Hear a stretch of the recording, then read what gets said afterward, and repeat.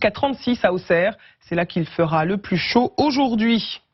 Soleil radieux pour les professionnels du tourisme. Bilan très positif pour cet été 2019 avec une hausse de 3% de la fréquentation sur l'ensemble du territoire.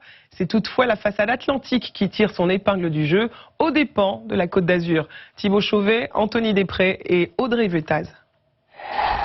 À une semaine de la rentrée, les 400 emplacements de ce camping de Pornic sont quasiment tous occupés. Ils l'ont été tout l'été.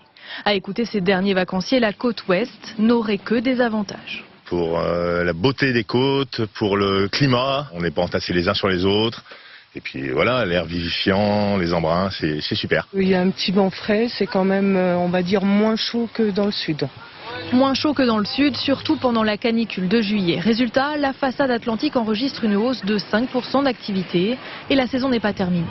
Outre la Bretagne et les pays de la Loire, la Normandie sort gagnante. Elle a bénéficié du tourisme mémoriel autour des commémorations des 75 ans du débarquement. En se ruant vers l'ouest, les touristes cherchent l'or, ou plutôt les économies.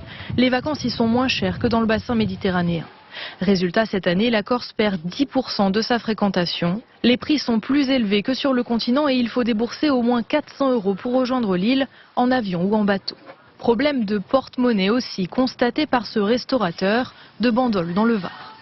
Les gens sont là, les gens passent, les gens achètent des glaces, achètent des premiers prix, ont du mal à venir en restauration. Viennent des fois que pour un dessert, que pour un plat, alors qu'avant c'était entrée plat dessert. Par rapport à l'an dernier, on est à peu près à moins 20% de moins en termes d'achat. S'il y avait des touristes à Bandol, la fréquentation générale au bord de la Méditerranée a baissé de 4%. La canicule a chassé les touristes en début de saison. Mais là, cette année, vraiment, le mois de juillet a été très difficile. Apparemment, il donnait moins 35 à 40% de fréquentation à Palavas-les-Flots. Difficile à rattraper par la suite malgré un bon mois d'août. Une bonne nouvelle cependant. Les Français sont restés dans l'Hexagone. Il y a eu 1,3 million de plus de partants dans l'Hexagone cet été. La France reste la première destination touristique mondiale en 2019 et c'est tant mieux car le secteur représente 7% du produit intérieur brut du pays. Et si la nouvelle vague de chaleur qui touche la